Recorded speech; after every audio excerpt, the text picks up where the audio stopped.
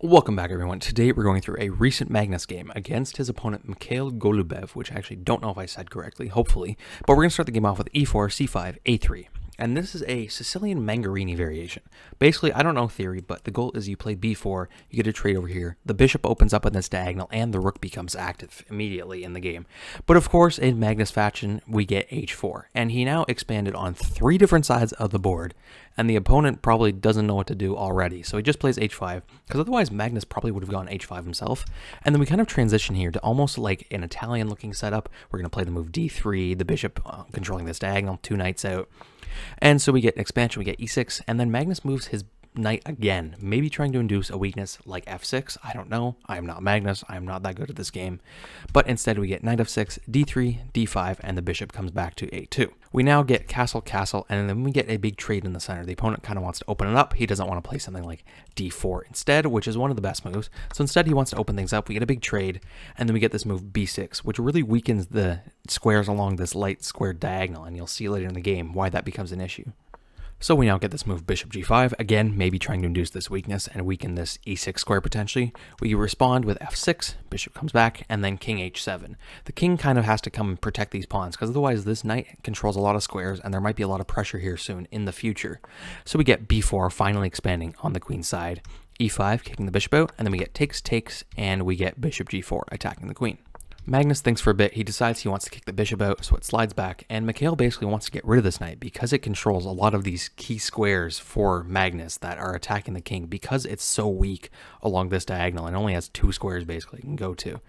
So we get b5, kicking the knight out, jumps into the center, and then we get this move, bishop b4, attacking the rook. And it's actually the best move to play, which is what Mikhail did, is rook h8.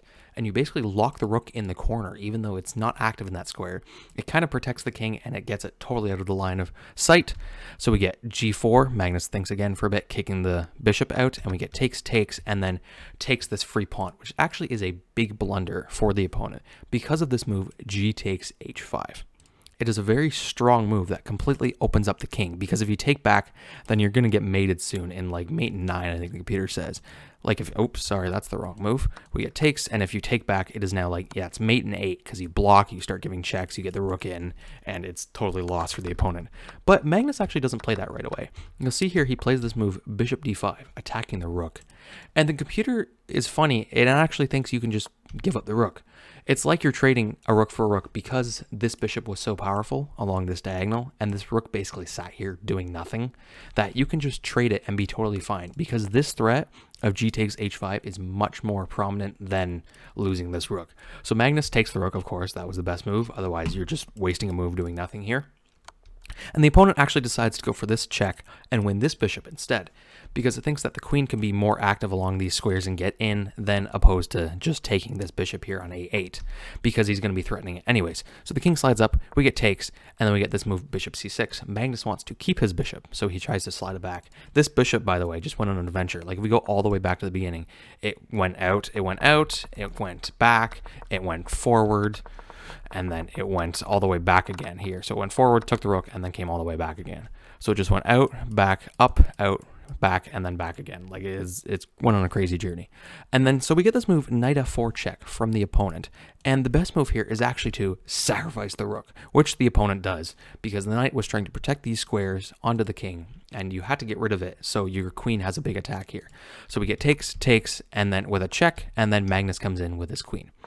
The opponent now goes queen e3, trying to put pressure here on these squares. And for the next couple moves, it's actually the best move to give this check on g3. You force a queen trade, and the opponent is only 0.7 down according to the computer.